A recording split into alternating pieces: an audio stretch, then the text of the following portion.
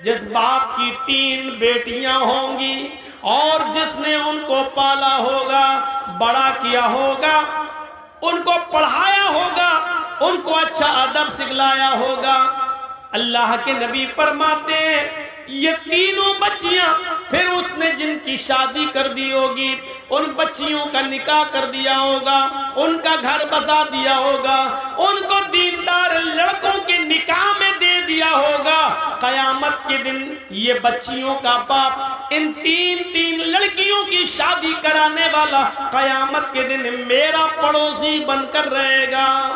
پھر آپ نے فرمایا جس کی 2 بیٹیاں ہیں، 2 بیٹیوں کو پڑھانے اور لکھانے والا بھی قیامت کے دن میرا پڑوسی بن کر رہے گا۔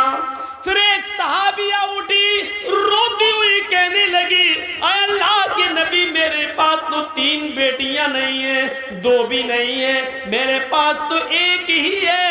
اللہ کے نبی فرماتے ہیں ایک بیٹی کو ہی پڑھا لکھا، اچھا ادب سکھلا، اس کی شادی کسی دیندار لڑکے کے ساتھ بالغ ہو جانے کے بعد کر دے، وہ ایک بچی کی پرورش کرنے والا بھی قیامت کے دن میرا پڑوسی بن کر رہے گا۔ میرے بھائیوں، جنت کی بشارت لڑکیوں کی پرورش پر اللہ کے نبی صلی اللہ علیہ وسلم دے رہے ہیں۔ یہاں ہم اندازہ لگائیں کہ اللہ اسلام نے لڑکیوں کو کیا عزت دی ہے، کیا عزت۔ ایک عزت اور دیکھ لو، شادی کے موقع پر ہم اور آپ جاتے ہیں باراتی بن کر، 300-400 آدمیوں کی بارات لے کر، لڑکا بھی جاتا ہے، لیکن نکاح سب سے پہلے کس کا ہوتا ہے؟ لڑکی کا۔ لڑکی کی اجازت کے بنا، لڑکی کے سگنیچر کے بنا لڑکے کا نکاح نہیں ہو سکتا ہے۔ جن لوگوں کی شادیاں ہوئی ہیں ان سب کو معلوم ہوگا، جن کی شادیاں ہوئی جاتی نا، آپ کے ہاں بارات جاتی ہے کہ نہیں جاتی ہے؟ آج کل کہنا پڑ رہا بارات، ورنہ حقیقت یہ ہے کہ ان کو کہنا چاہیے چور اور ڈاکو جو باراتوں میں جاتے ہیں۔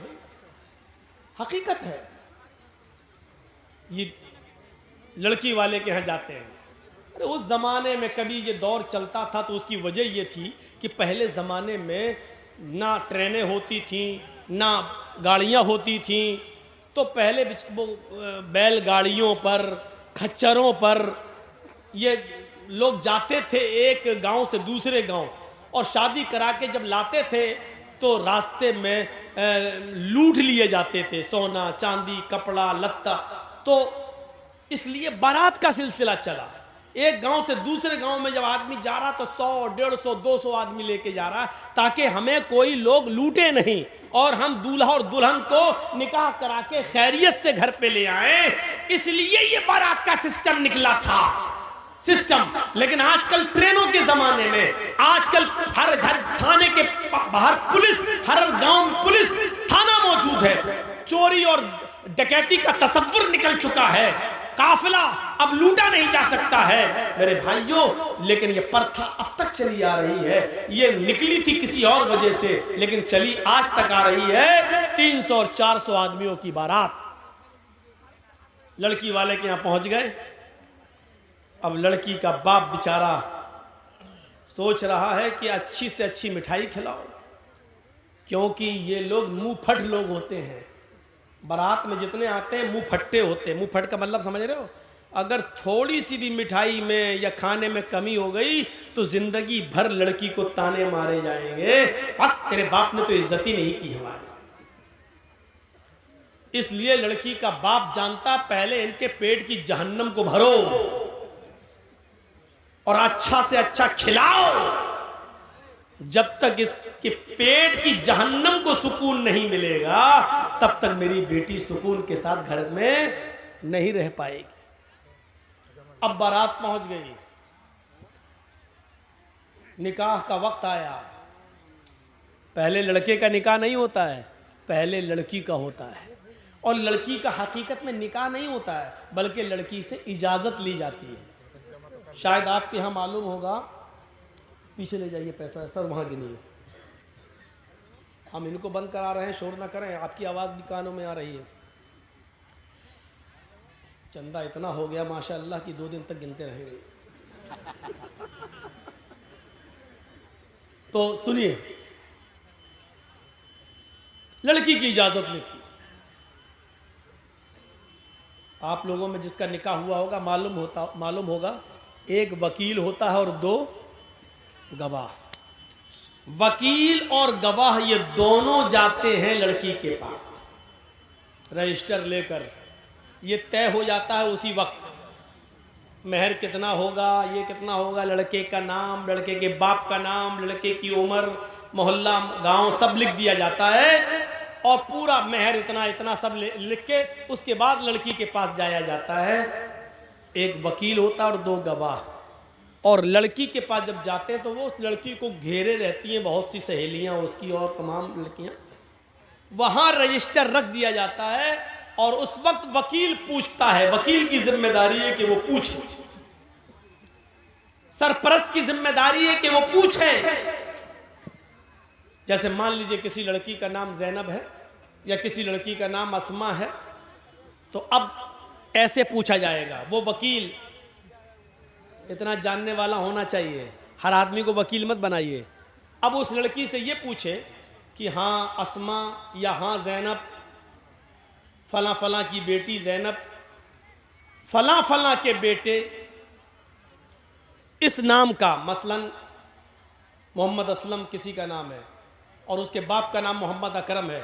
ہاں محمد اسلم صاحب سن آف محمد اکرم یا اکرم صاحب کے بیٹے محمد اسلم کے ساتھ آپ کا نکاح اتنے اتنے روپے مہر کے عوض، یا اتنا سونا یا اتنی چاندی یا اتنا کپڑا مہر کے عوض آپ کو ان کے نکاح میں دیا جا رہا ہے. کیا آپ اس لڑکے کو نکاح میں قبول کرتی ہیں؟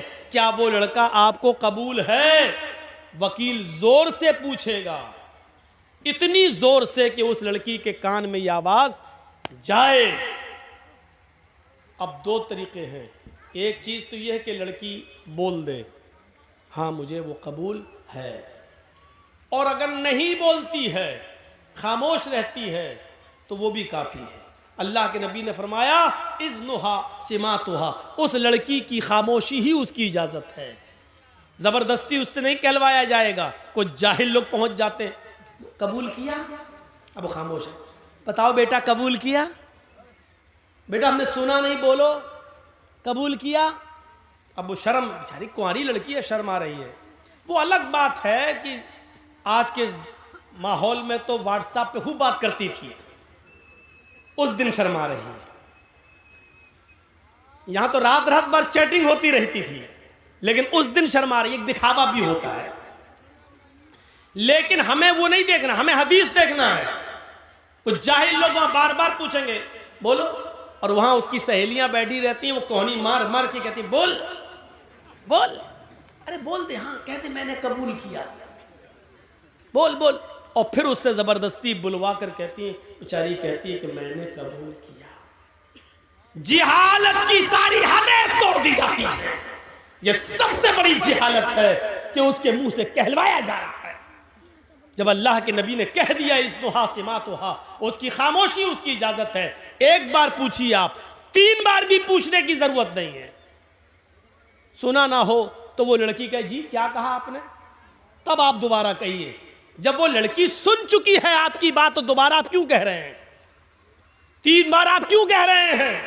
نہ 2 بار کہنا سنت ہے، نہ 3 بار کہنا سنت ہے. زور سے بولنا ضروری ہے. آپ پہلی بار اتنی زور سے بولیے کہ لڑکی سن لے.